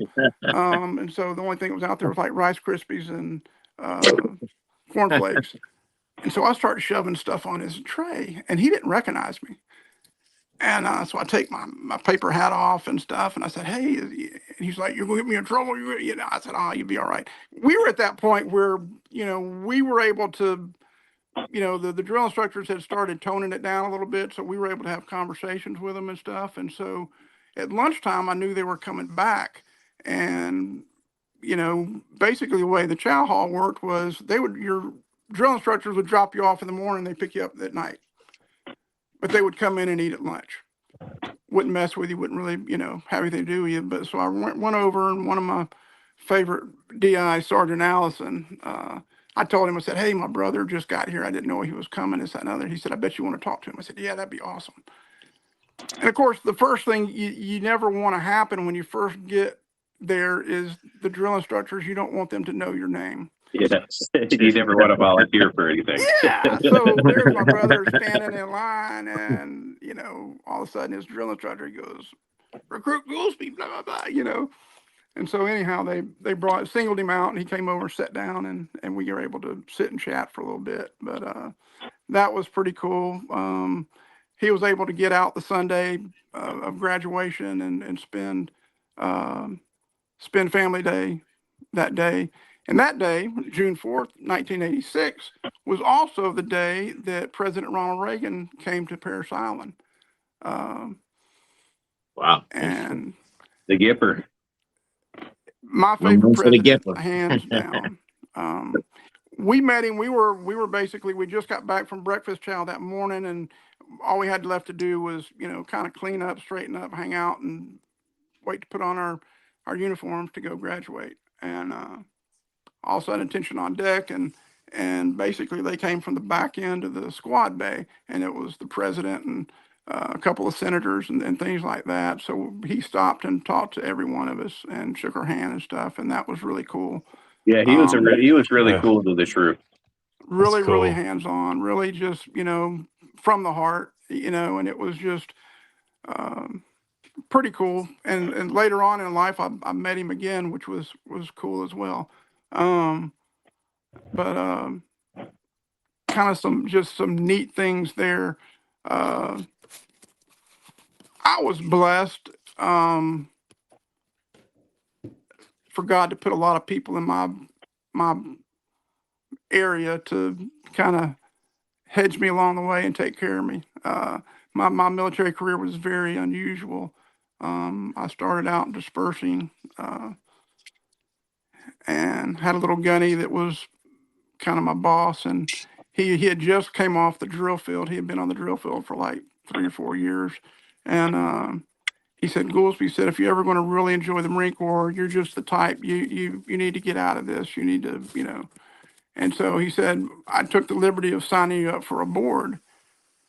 I'm like, what board, Gunny? He said, it's the embassy school. He said, you'll be fine. He said, if nothing else, you'll learn how to you know, act and what you go through in a board, and then the next one that comes up, you'll do better. So lo and behold, I took the board and got orders to embassy school in Quantico, Virginia. Ended up, and I don't know if y'all know the Ouagadougou in Burkina Faso, which is north of Ghana. And that was an experience. French was a native language there. We didn't spend much time away from the consulate. The highlight of every 2 weeks was we would have meat. We would go to the local, we called it the barbecue establishment. And if you ever been to a restaurant where you got to pick out your own lobster, this was one where you had the big cage and you got to pick out your own monkey. Shit. And that was the only meat Wow. that we knew of. I mean, vegetables and fruit were amazing and bountiful. But you'd get that meat, and it was wonderful. We just called it monkey on a stick. To do like shish kebabs. They used to sell that down in Panama. They would say it was monkey meat. I don't know if it really was or not, but they would have little hibachis on the street, little meat on the stick they'd sell you. We were pretty, you know, the count of monkeys would always, you know, decrease as we left. So, you know, they put them in a box and brought them back out after we left. But it was always a journey. But just, you know, some life changing stuff like that. Came back, they're wanting me to go back and dispersing. By that time I'd been out for a while, and I said, you know, I really don't want to. So they said, well, we're going to put you in guard duty. So ended up basically we had there at Quantico, you had the ammo dump where all the live fire ammo and things like that ordnance was. And then down the road, you had the JP fuel for all like HMX1 and things like that there at Quantico. And when I was with the 3rd U.S. Infantry, we used to do some stuff down at AP Hill in Quantico for our training and stuff when I was with the old guard. I gotcha.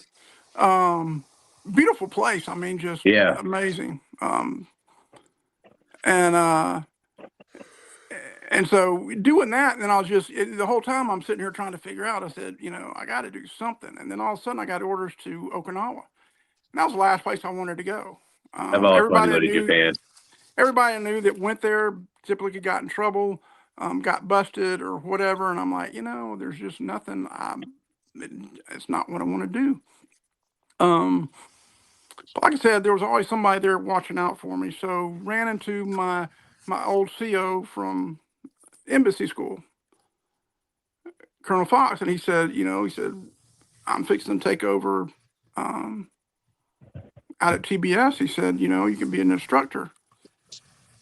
And he said, we can work on, he said, I can get your billet changed after a while, and we can work that. I said, all right. So anyhow, long story short, that's how I ended up at jump school. And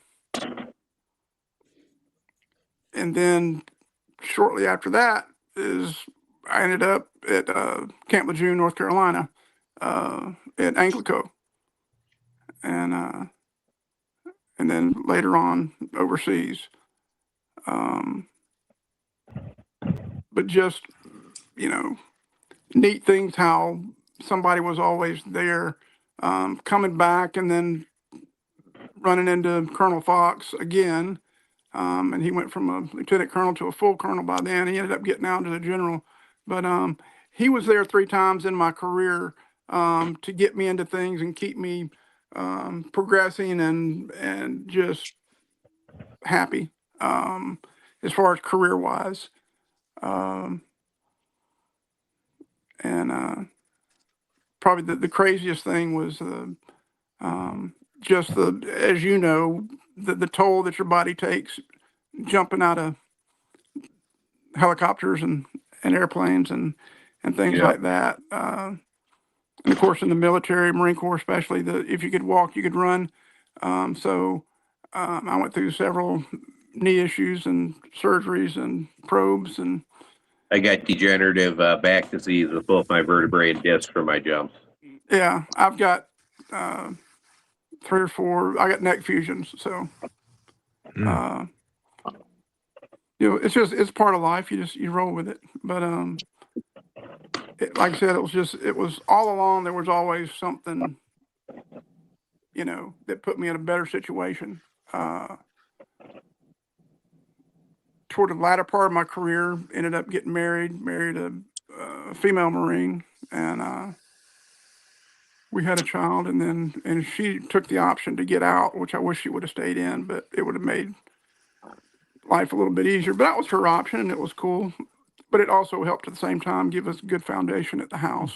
And but then as my body took a toll, and there were certain things that I had offers to go do, but it would be a lot of time away from the family.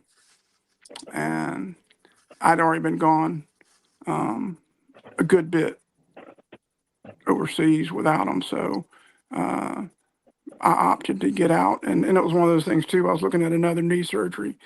And I was going to Bethesda Naval Hospital, where, most of your good surgeons are, you would think.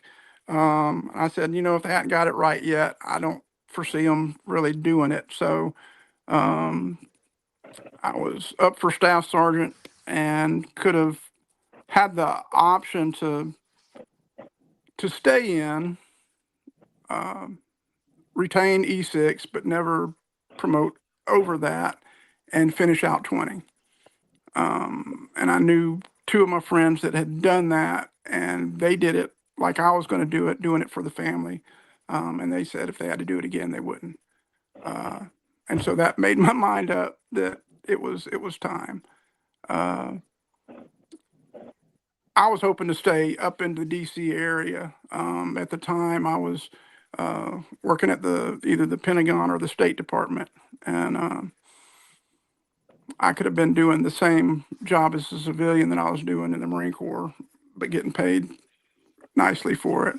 But my wife at the time wanted to come to beautiful, sunny Pensacola. I said, there's no jobs in Pensacola. So anyway, Pensacola we went. And then going through just struggles,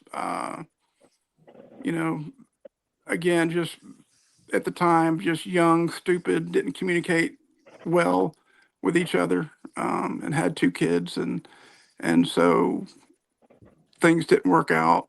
And I turned around, I got custody of my boys. One was in diapers and one was in pull-ups. And so That is kind of like me. yeah. And so, the fun there, but I wouldn't have it any other way. Yeah. It was a blessing and a curse at the same time, but just, the structure you get through the military, the people you meet. I've got, my squad from overseas, there were 7 of us, and now there's just 2. Couple have committed suicide, a couple have had cancer. Condolences, man. Yeah. And but I'll laugh at this, and I don't break it out often, but this was a helmet. And the funny thing about this is it was the fact that it's the chocolate chip print. Well, the Marine Corps, we were a bunch of ragamuffins, and that's just what the Marines are. Nothing ever matched, the whole time we were over in the desert. I had my green woodland helmet cover with a green woodland flak jacket with my desert cami. I didn't get my desert boots till 2 weeks before we were leaving. You know, and all you could do is just laugh about it. So anyhow, they found that, and they sent that several years ago, and it's one of those things that it kind of brings a smile to my face to laugh about. But just the the camaraderie, the guy that you meet, the things that you do, the struggles that you go through. But it's one of those things where sometimes people ask, and why do certain things happen to good people, or why do certain people have to go through certain things? Well, sometimes God wants us to go through certain things so we can learn, and then we can turn around and help somebody else. Sometimes I find, in hindsight that some of the biggest obstacles I've faced in my life were actually clearing the way for something better to come through. I mean, it was hard going through what I had to go through, but at the end, the spot I was at ended up being a better spot. But you don't always realize that when you're going through it, but later on, looking back, a lot of some of the worst things that have happened to me ended up working out that way. Exactly. Yeah, Exactly. 100%. 100%. Somehow we have to get out of our own way, don't we? Yeah. But life's been amazing. Just really blessed. And you start thinking about like one of the gentlemen said earlier, the what does patriotism mean to me, and how do you define that? To me, it always just go on to foundational truths. Your faith, your core values, all of those things that keep order in this world. Because other than that, it's going to be chaos. But that's what makes America America. That's right. Is having 100%. that core value, having the faith, being servants to others. To me, that's the patriotism. That's what America is known for. And if y'all and I'm sure y'all have been paying attention to a lot of the stories about the Europeans and stuff coming over to America and seeing who we are. Yeah. And it's awesome I to love see. watching some of those videos. It's awesome to see those stories happening, but Yeah. that's our patriotism. That's who we are. And then it's great being around this community and this group, because for the most part, whether you're military or not military, you've kind of got those same patriotic values and core strengths and servitude to take care of others above and beyond yourself. And that's why I've enjoyed the people I've met and been around, and try to kind of stay around. And there's a lot of good ones. And there's always going to be knuckleheads, and that's part of life. If there wasn't any knuckleheads, you'd be wondering who's lying to you. Hey, There's a good amount of amen, So, amen to that. Amen to that. it's been neat. I appreciate being asked to come on tonight. We appreciate you coming on and talking. Yeah, Yes, appreciate sir. coming Thank in. you. Thank you for I don't joining even us. know if you can Yeah. hear us. Can you hear us? Patriotism I to don't think me so. is I'm not just, sure. it's just part of Just here, life, Chad. and Yeah. who we are. But Thank Chad, you. make sure. if I was y'all gonna- get Chad, a make Chad, thank you chance, for and joining I was us. going to read some of the excerpts of What'd you say, Ed? Ronald Reagan's. Just make sure he knows that I'm we're sorry. not just being quiet. He can only hear you. Same here. It Same looks like here. the only person that you can hear right now is me. Yet you're not able to hear the other guys. Okay, just pass it on to let them know, or let everybody know. Basically, go on YouTube and look up President Ronald Reagan at Parris Island, his speech, and he never had a bad one. But that one talks about whether it's military or civilian. It talks about those things. It talks about what patriotism and what being American is. So, and he could say it a lot better than I can. Absolutely. Yeah. So All right, Well, Chad, we can wrap it up now. Yeah, Again, thank you very, Yeah. thank you very much for coming on. thank you. I really appreciate what appreciate it. y'all do. I appreciate Thank what you. y'all do, and it's always fun. The guys that y'all bring in here and to learn about the way the different caps are made and learn life stories. Like when we had the Mulligan in just a couple of weeks ago, and it's just those kind of things. You hear the life stories of people and things and how things have come about and who people are and their lineage and their history. And I appreciate y'all digging in and getting people on like that to learn more about this bad habit that we have. I really have been enjoying those shows with some of the Hatters also. Yeah. So Great way keep of up the putting good it. work. And I Most appreciate definitely. y'all. Thank you. Thanks a lot, So, Keith. Moose, did you All right, want me to everybody. talk, or did you want to ask and end the show? Well, we got about 4 minutes. Chad. Okay. I joined Yeah, the so Army. I mean, we're gonna take next week off. Hey, Oh yeah, wait, we're going with Chad. Yeah, Chad, go ahead. Yeah, Go ahead, Chad. David Goodlet asked that Chad share a story real quick in the chat. Go ahead, okay. Chad. Sure. Go ahead. I joined the Army at age 20. I'd spent a couple years going to college for law enforcement. I ran out of the money, so I joined the Army on the Army College program. When I enlisted, I got recruited to go to the honor guard when I was going through jump school, and so I ended up getting sent to the 3rd U.S. Infantry Old Guard. While I was there, I ended up marrying my first wife, my Mulligan wife. Is my second wife, but she ended up. We joined the Army Joint Married Couples Program, and she was up for re-enlistment anywhere, and so we ended up getting stationed down in Panama. That's where my unit name comes from. I spent some time with the 5087th of 10th Mountain until a slot opened up with the 1st 508th over on Fort Kobe. I was there during Operation Just Cause in '89 because my wife was 7 months pregnant at the time. After that ended, they sent us out of country because they didn't want her having the baby in Panama after everything had happened there. And so I ended up getting sent to Fort Irwin, NTC.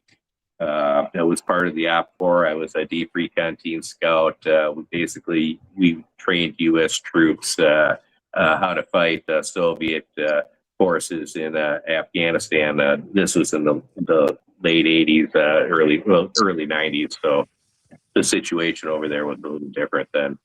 After my wife had the baby, she ended up having some postpartum issues and left me with a 4-month-old baby to raise myself. So I ended up ETSing from the Army and ended up getting a job as an animal warden, and the rest, the YouTube channel and all that is where we are now. Well, Chad, thank you for your Reader's service. Digest version. Thanks for your service. Thanks for sharing, bro. Thank you. Yeah. Appreciate you, Chad. Yeah, Thank you, Definitely Chad. heard some incredible stuff tonight for sure. Oh, Definitely. yeah. It's pretty cool to see how many veterans we have that are part of the community. Yeah. Yeah. Learn. Ian, did you want to say something, bud? Yeah, I was gonna say we're gonna have off next week, the 7th, and then we'll be back on the 14th. I don't have a booking for that yet, but I'm working on something.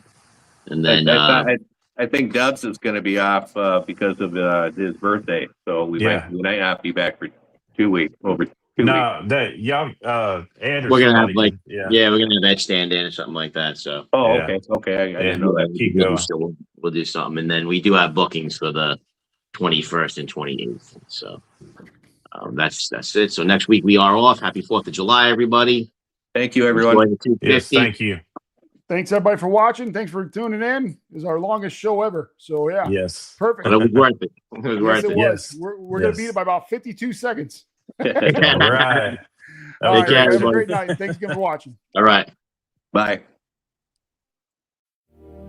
For 250 years, America has been built by workers, dreamers, soldiers, farmers, fathers, mothers, and everyday people. As we prepare to celebrate America's 250th Independence Day, Join us for a special Gentlemen's Roundtable on Tuesday, June 30th at 7:30 p.m. Central, 8:30 p.m. Eastern, as we celebrate America, talk caps, and enjoy great conversation. Happy 250th birthday, America. Welcome to the Gentlemen's Roundtable.